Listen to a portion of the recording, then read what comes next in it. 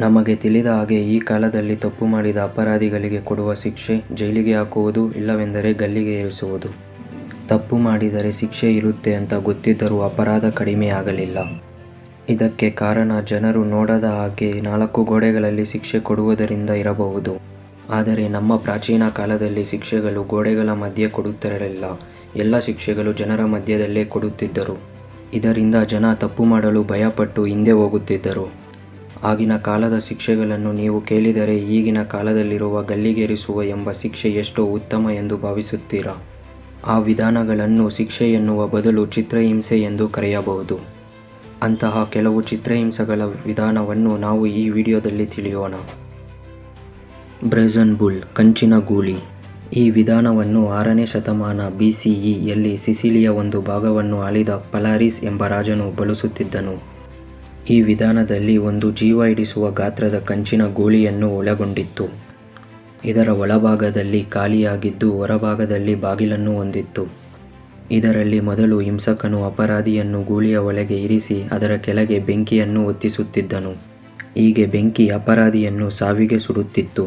ಹಾಗೆ ಇದರಲ್ಲಿರುವ ಅಕೌಸ್ಟಿಕ್ ವ್ಯವಸ್ಥೆಯಿಂದ ಅಪರಾಧಿಯ ಕಿರುಚಾಟವು ಹೊರಗಿನವರಿಗೆ ಗೂಳಿಯ ಶಬ್ದದಂತೆ ಧ್ವನಿಸುತ್ತಿತ್ತು. ಇದರಲ್ಲಿ ನಗು ತರಿಸುವ ವಿಷಯವೇನೆಂದರೆ, ಒಮ್ಮೆ ಪಲಾರಿಸ್ ರಾಜ ತನ್ನ ರಾಜ್ಯದ ಜನರಿಗೆ ಚಿತ್ರಹಿಂಸೆ ಕೊಡಲು ಹೊಸ ಯಂತ್ರಗಳನ್ನು ಮಾಡಿದವರಿಗೆ ಬಹುಮಾನ ಕೊಡುವೆನೆಂದು ಸೂಚಿಸುತ್ತಾನೆ. ಆಗ ಜನರಲ್ಲಿ ಒಬ್ಬ ಮುಂದೆ ಬಂದು ಆತನು ಮಾಡಿದ ಗೂಳಿಯ ಯಂತ್ರವನ್ನು ರಾಜನ ಮುಂದೆ ಇಟ್ಟು ಅದರ ಬಗ್ಗೆ ವಿವರಿಸುತ್ತಾನೆ. ಆಗ ರಾಜನು ಈ ಯಂತ್ರ ಹೇಗೆ ಕೆಲಸ ಮಾಡುತ್ತೆ ಎಂದು ತಿಳಿಯಲು ಅದರನ್ನು ತಯಾರಿ ಮಾಡಿದವನನ್ನೇ ಒಳಗಾಕಿ ಬೆಂಕಿ ಇಡುತ್ತಾನೆ.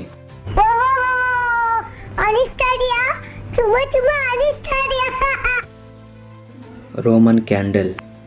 ಈ ವಿಧಾನವನ್ನು ಹೆಚ್ಚಿಗೆ ರೋಮನ್ ರೂಲರ್ ನೀರೋ ಅಭ್ಯಾಸ ಮಾಡುತ್ತಿದ್ದನು. ಇವನು ಕ್ರಿಶ್ಚಿಯನ್ನರನ್ನು ಎಷ್ಟು ದ್ವೇಷಿಸುತ್ತಿದ್ದನೆಂದರೆ ಅವನು ತನ್ನ ಗಾರ್ಡನ್ ಪಾರ್ಟಿಗಳಿಗೆ ಇವರನ್ನು ಮಾನವ ಮೇಣದ ಬತ್ತಿಗಳಾಗಿ ಉಪಯೋಗಿಸುತ್ತಿದ್ದನು. ಈ ವಿಧಾನದಲ್ಲಿ ಅಪರಾಧಿಯ ಕೈಕಾಲು ಕಟ್ಟಿ ಎತ್ತರದ ಕೋಲುಗಳಿಗೆ ಒಡೆಯಲಾಗುತ್ತಿತ್ತು. ನಂತರ ಅವರ ಮೇಲೆ ಸುಡುವ ದ್ರವವನ್ನು ಸುರಿಸಿ ಅವರ ಪಾದಗಳಿಗೆ ಬೆಂಕಿ ಹಚ್ಚುತ್ತಿದ್ದರು. ಹೀಗೆ ಇವರನ್ನು ನೀರೋ ಮಾನವ ಮೇಣದ ಬತ್ತಿಗಳಾಗಿ ಉಪಯೋಗಿಸುತ್ತಿದ್ದನು. ನಮ್ಮ ಮೇಲೆ ಚಿಕ್ಕ ಬೆಂಕಿಯು ಬಿದ್ದರೂ ತಡೆಯಲು ಆಗುವುದಿಲ್ಲ. ಆದರೆ ನೀರೋ ಈ ಅಮಾಯಕ ಪ್ರಜೆಗಳನ್ನು ಸಾವಿನವರೆಗೂ ಸುಡುತ್ತಿದ್ದ. ಏನೇ ಆದರೂ ಅವನ ರಾಕ್ಷಸ ಬುದ್ಧಿಗೆ ಎಷ್ಟೋ ಜನ ಬಲಿಯಾಗಿದ್ದಾರೆ. ಇಂಪೇಲ್ಮೆಂಟ್, ಶಿಲುಬೆಗೇರಿಸುವಿಕೆ.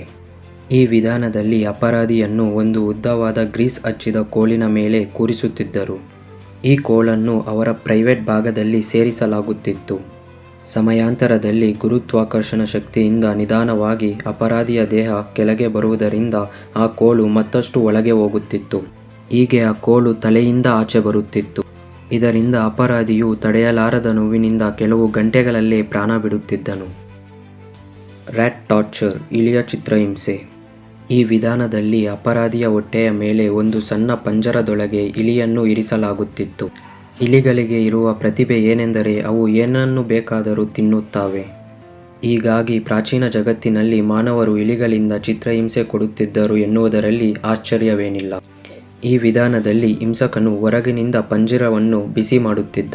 ಇದರಿಂದ ಇಲಿಯು ಉದ್ರೇಕಗೊಳ್ಳುತ್ತಿತ್ತು. ಅದರಿಂದ ಈ ಇಲಿ ತಪ್ಪಿಸಿಕೊಳ್ಳಲು ಮಾನವ ಮೃದುವಾದ ಚರ್ಮವನ್ನು ಕಿತ್ತಿ ಕರುಳಿನಲ್ಲಿ ತನ್ನ ದಾರಿಯನ್ನು ನೋಡಿಕೊಳ್ಳುತ್ತಿತ್ತು. ಹೀಗೆ ಈ ವಿಧಾನ ಮಾನವನಿಗೆ ಕೆಲವು ನಿಮಿಷಗಳ ಕಾಲ ನೋವು ತೋರಿಸಿ ಪ್ರಾಣ ತೆಗೆಯುತ್ತಿತ್ತು. ಸ್ಕೇಫಿಸಮ್. ಈ ವಿಧಾನವನ್ನು 500 BCಯಲ್ಲಿ ಅಭ್ಯಾಸ ಮಾಡುತ್ತಿದ್ದರು. ಈ ವಿಧಾನದಲ್ಲಿ ಅಪರಾಧಿಯನ್ನು ಮೊದಲು ಹಾಲು ಮತ್ತು ಜೇನುತುಪ್ಪದಿಂದ ಸ್ನಾನ ಮಾಡಿಸಿ ಒಂದು ಚಿಕ್ಕ ದೋಣಿಯಲ್ಲಿ ಇರಿಸಲಾಗುತ್ತದೆ. ಈ ದೋಣಿ ಒಂದು ಚಿಕ್ಕ ಪೆಟ್ಟಿಗೆ ರೀತಿಯಲ್ಲಿ ಇರುತ್ತದೆ. ಇದರಲ್ಲಿ ಅಪರಾಧಿಯ ಕೈ, ಕಾಲು ಮತ್ತು ತಲೆಯನ್ನು ಹೊರಗಿಡಿಸಿ ಅವರ ದೇಹವನ್ನು ದೋಣಿಯ ಒಳಗೆ ಇಡುತ್ತಾರೆ. ನಂತರ ಮತ್ತೆ ಇಡೀ ದೋಣಿಯ ಮೇಲೆ ಮತ್ತು ಅಪರಾಧಿಯ ಮೇಲೆ ಹಾಲು ಮತ್ತು ತುಪ್ಪವನ್ನು ಸುರಿಸಿ ನದಿ ಅಥವಾ ಕೆರೆಗಳಲ್ಲಿ ಎಸೆಯುತ್ತಾರೆ. ಹೀಗೆ ಹಾಲು ಮತ್ತು ತುಪ್ಪ ಹಲವಾರು ಕ್ರಿಮಿಕೀಟಕಗಳನ್ನು ಆಕರ್ಷಿಸುವ ಕಾರಣದಿಂದಾಗಿ ಅವು ಅಪರಾಧಿಯನ್ನು ತಿಂದು ಬದುಕಿರುವಾಗೆ ನರಕವನ್ನು ತೋರಿಸುತ್ತಿದ್ದವು. ಈ ಪ್ರಕ್ರಿಯೆಯಲ್ಲಿ ಮಾನವನ ಪ್ರಾಣ ಹೋಗಲು ಹೆಚ್ಚು ಸಮಯ ಬೇಕಾದ ಕಾರಣ ಈ ವಿಧಾನವು ತುಂಬ ಭಯಂಕರವಾಗಿತ್ತು. ದಿ ರ್ಯಾಕ್, ದೇಹವನ್ನು ಹಿಗ್ಗಿಸುವುದು. ಪ್ರಾಚೀನ ಜಗತ್ತಿನಲ್ಲಿ ಮತ್ತೊಂದು ಕ್ರೂರವಾಗಿ ಪ್ರಸಿದ್ಧವಾದ ಚಿತ್ರಹಿಂಸೆ ಸಾಧನವೇನೆಂದರೆ ರ್ಯಾಕ್. ಇದು ಒಂದು ಮೇಜು ಅಂದರೆ ಟೇಬಲ್ ಹೊಂದಿದ್ದು ಅದರ 2 ತುದಿಗಳಲ್ಲಿ ಆಕ್ಸೆಲ್ಸ್ ಹೊಂದಿಸಲಾಗುತ್ತಿತ್ತು. ಈ ವಿಧಾನದಲ್ಲಿ ಅಪರಾಧಿಯ ಕೈಯನ್ನು ಹಗ್ಗದಿಂದ ಸುತ್ತಿ ಒಂದು ತುದಿಗೆ ಕಟ್ಟಲಾಗುತ್ತಿತ್ತು. ಮತ್ತು ಕಾಲುಗಳನ್ನು ಕಟ್ಟಿ ಟೇಬಲ್ಗೆ ಹೊಂದಿಸಿದ್ದ ಆಕ್ಸೆಲ್ಗಳಿಗೆ ಸುತ್ತುತ್ತಿದ್ದರು.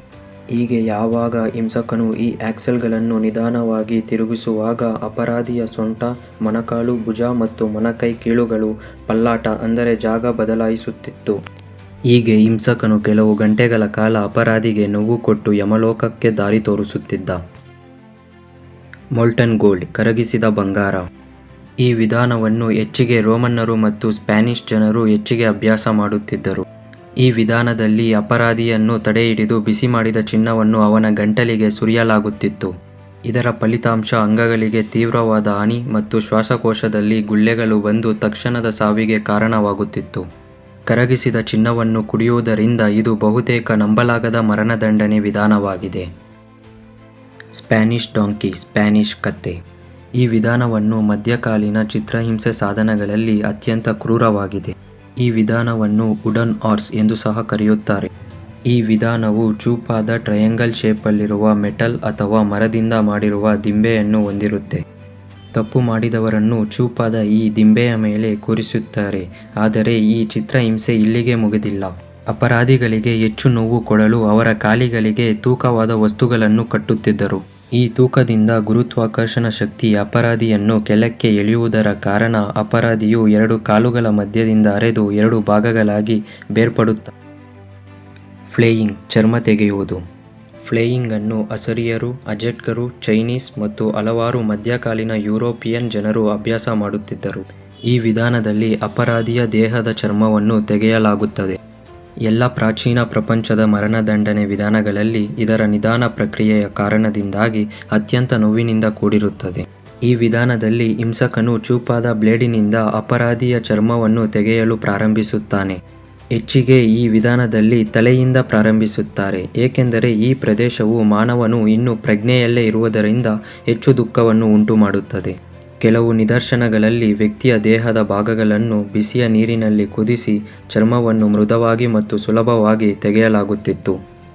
ಇದರಿಂದ ಹೆಚ್ಚು ರಕ್ತದ ನಷ್ಟ ಅಥವಾ ಇನ್ಫೆಕ್ಷನ್ನಿಂದ ಕೆಲವು ಗಂಟೆಗಳಲ್ಲೇ ಸಾವು ದೇಹವನ್ನು ಮುಟ್ಟುತ್ತದೆ. ಲಿಂಚಿ, ನಿಧಾನವಾಗಿ ಕತ್ತರಿಸುವುದು. ಈ ವಿಧಾನವು ಸುಮಾರು 10ನೇ ಶತಮಾನದಿಂದ 20ನೇ ಶತಮಾನದ ಆರಂಭದವರೆಗೆ ಚೀನಾದಲ್ಲಿ ಚಿತ್ರಹಿಂಸೆ ಮತ್ತು ಮರಣದಂಡನೆಯ ಒಂದು ರೂಪವಾಗಿತ್ತು. ಹಾಗೆ ಈ ವಿಧಾನವನ್ನು ವಿಯೆಟ್ನಾಂ ಮತ್ತು ಕೊರಿಯಾದಲ್ಲಿಯೂ ಅಭ್ಯಾಸ ಮಾಡುತ್ತಿದ್ದರು. ಈ ವಿಧಾನದಲ್ಲಿ ಹಿಂಸಕನು ಅಪರಾಧಿಯ ಕಿವಿ, ನಾಲಿಗೆ, ಕಣ್ಣು, ಬೆರಳು ಮತ್ತು ಮೂಗನ್ನು ಮೊದಲಿಗೆ ಕತ್ತರಿಸುತ್ತಿದ್ದ. ಇದರಿಂದ ಈ ವಿಧಾನವನ್ನು ಡೆತ್ ಬೈ ಎ 1000 ಕಟ್ಸ್ ಎಂದು ಸಹ ಕರೆಯುತ್ತಿದ್ದರು. ಹೀಗೆ ಕತ್ತರಿಸಿದ ನಂತರ ಅಪರಾಧಿಯನ್ನು 3 ದಿನಗಳ ಕಾಲ ಗಾಳಿಗೆ ಬಿಟ್ಟು ಇನ್ನೂ ಬದುಕಿದ್ದರೆ ಕೊನೆಯಲ್ಲಿ ಕತ್ತನ್ನು ಕತ್ತರಿಸುತ್ತಿದ್ದರು.